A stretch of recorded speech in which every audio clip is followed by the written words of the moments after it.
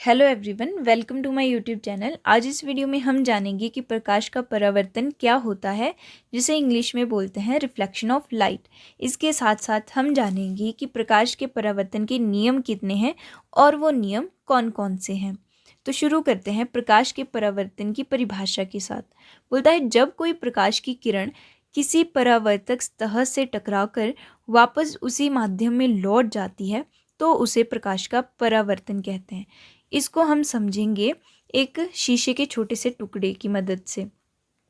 अब देखो, ये एक छोटा सा टुकड़ा है, इसकी एक साइड पर पेंट किया हुआ है। अब ये जो पेंट किया हुआ है, इसी की वजह से ही हम अपने आप को देख पाते हैं, और जो ये लाइट इस पर दिख रही है, ये इसी की वजह से ही हमें दिख रही है।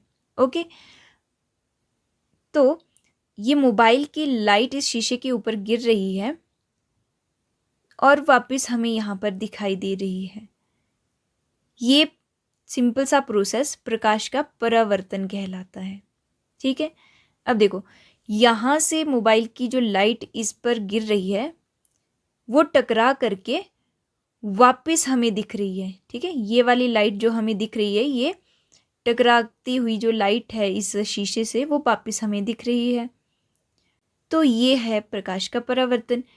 अब जो ये लाइट यहाँ से शीशे के ऊपर गिर रही है, इसको बोल देते हैं आपतित किरण। और जो लाइट यहाँ से टकरा करके ये हमें दिख रही है, इसको बोल दिया जाता है परावर्तित किरण। ओके, और जो ये आपतित किरण है वो हवा के माध्यम से यहाँ पर जाती है और टकरा करके ये जो किरण है या लाइट है वापस आती है, तो वो हवा में ही वापस आती है। ओके, अब हम लेंगे कुछ उदाहरण प्रकाश के परावर्तन के। पहला है कि हीरे का चमकना। अब हीरा चमकता है, वो चमकता है प्रकाश के परावर्तन की वजह से ही। अपवर्तन और पूर्ण परावर्तन भी होता है, बट उसके बारे में हम यहाँ पर बात नहीं करेंगे। ठीक है, अब जो हीरा है, देखो, उसके ऊपर लाइट पड़ती है और वो लाइट को परावर्तित कर देता है, पीछे भेज देता है, जिसकी वजह से हमें हीरा चमकता हुआ दिखाई देता है। जबकि रात में हमें हीरा चमकता हुआ दिखाई नहीं देता, क्योंकि उस समय उस पर लाइट नहीं गिरती है। ठीक है, दूसरा हमारे पास आता है शीशे में प्रतिबिंब बनना। अब देखो, शीशे के ऊपर जो प्रतिबिंब बनता है वो भी प्रकाश का परावर्तन ही होता है। हम पर या वस्तुओं पर जब प्रकाश पड़ता है तो वो उसकी वजह से वो शीशे में दिखाई देता है और उसकी वजह से हम फिर अपने प्रतिबिंब को देख पाते हैं। ओके, अब जो हमने अभी ये प्रकाश का परावर्तन समझा कि क्या होता है, अब इसको हम देखते हैं डायग्राम से। ठीक है, एक छोटी सी सिंपल सी डायग्राम हम बना लेते हैं। सबसे पहले हम यहाँ पर ले लेंगे एक दर्पण, शीशा, जिसकी एक साइड पॉलिश की हुई हो। ठीक है, मान लो इसकी नीचे वाली साइड है पॉलिश की हुई, पेंट करी हुई। ओके, ये इसको हम इस तरीके से दर्शा देंगे। अब लिख भी सकते हैं हम यहाँ पर कि ये है दर्पण। ओके, मान लो यहाँ पर हमारे पास कोई प्रकाश का स्रोत है, सूरज है या बल्ब है, मोमबत्ती है, कुछ भी है। ठीक है, यहाँ से हमारे पास लाइट आ रही है और इधर शीशे के ऊपर गिर रही है। ठीक है, ये जो लाइट यहाँ से आ रही है, इस लाइट को बोल दिया जाता है आपतित किरण। ओके, यहाँ पे हम लिख सकते हैं आपतित किरण।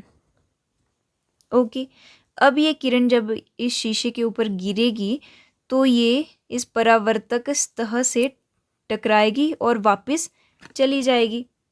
ठीक है, वापस हवा में ही चली जाएगी जिस माध्यम से आई होगी। तो इस तरीके से बना लेंगे इसको। ठीक है, ये वापस चली गई, ये इसकी दिशा है। इसको हम लिख देंगे परावर्तित किरण। ओके, आपतित किरण को इंग्लिश में बोलते हैं इंसिडेंट रे, परावर्तित किरण को इंग्लिश में बोलते हैं रिफ्लेक्टेड रे। ओके, तो ये सिंपल सी डायग्राम चित्र बना लिया हमने प्रकाश का परावर्तन का। अब चलते हैं प्रकाश के परावर्तन के नियम की तरफ। ओके, लॉज ऑफ रिफ्लेक्शन, दो मेन लॉज हैं, नियम है प्रकाश के परावर्तन के। पहला बोलता है कि आपतन कोण तथा परावर्तन कोण दोनों बराबर होते हैं। ठीक है, अब समझते हैं यहाँ पर आपतन कोण कौन सा है, परावर्तन कोण कौन सा है। ओके, अब देखो इसी डायग्राम से हम देखेंगे, ये आपतित किरण है, परावर्तित किरण है। हम इसको दो बराबर भागों में बांट लेंगे, मतलब एक अभिलंब खींच लेंगे। ठीक है, एक अभिलंब बिल्कुल बराबर भागों में जो इन दोनों किरणों को बांट सके। ओके, ये हमारे पास आ गया अभिलंब।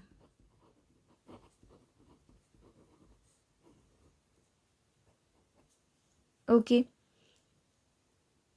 अब यहाँ पर जो कोण बनता है अभिलंब और आपतित किरण के बीच में, उसको हम आपतन कोण बोलेंगे। ठीक है, इसको आई से हम दर्शाएंगे क्योंकि आपतित किरण को इंसिडेंट रे बोलते हैं, तो आपतन कोण को आई से दर्शा दिया। ठीक है, अब जो अभिलंब और परावर्तित किरण के बीच में यहाँ पर कोण बनेगा, इसको बोल दिया जाता है परावर्तन कोण। ठीक है, ये आ गया परावर्तन कोण। इसको हम दर्शाएंगे आर से, क्योंकि परावर्तित किरण को रिफ्लेक्टेड रे बोल दिया जाता है, तो आर से इसको दर्शा दिया हमने। ओके, अब जो प्रकाश के परावर्तन का पहला नियम बोलता है कि आपतन कोण तथा परावर्तन कोण, ठीक है, आपतन कोण और परावर्तन कोण दोनों बराबर होते हैं। ठीक है, ये दोनों कोण बराबर होंगे। इसको हम लिख सकते हैं कि जो कोण आई है वो बराबर होगा कोण आर के। ठीक है, पहला नियम हमने समझ लिया। अब चलते हैं दूसरे नियम की तरफ। दूसरा नियम बोलता है कि आपतित किरण, अभिलंब और परावर्तित किरण तीनों एक ही तल और एक ही बिंदु पर होते हैं। ठीक है, चलो देखते हैं इसको भी चित्र की मदद से। बोलता है कि जो आपतित किरण है और परावर्तित किरण है और जो ये अभिलंब है, ये तीनों के तीनों एक ही बिंदु पर मिलते हैं। ठीक है, ये वाला बिंदु, ठीक है, यहाँ पर ये गिर रही है, यहीं से परावर्तित हो रही है और यहीं से अभिलंब खींचा हुआ है हमने। ठीक है, तो एक ही बिंदु पर आ गए। और बोलता है ये कि एक ही तल पर है। तो देखो ये दर्पण है, इस पर गिर रही है आपतित किरण और परावर्तित हो रही है, तो एक ही तल हो गया, एक ही तल पर ये तीनों गिर रहे हैं। तो ये हमारे पास दूसरा नियम बोल दिया। क्लियर, एक ही बिंदु पर ये तीनों गिरते हैं और एक ही तल पर ये गिरते हैं। ओके, तो ये हमारे पास परावर्तन के दो नियम हो गए और ये प्रश्न इम्पॉर्टेंट भी है और कई बार पूछा भी जाता है, चाहे वो क्लास 10th हो, +1 हो, +2 हो या ग्रेजुएशन हो। ठीक है, तो आई होप आपको ये समझ आ गया होगा। सो like, share and subscribe my channel. Thank you.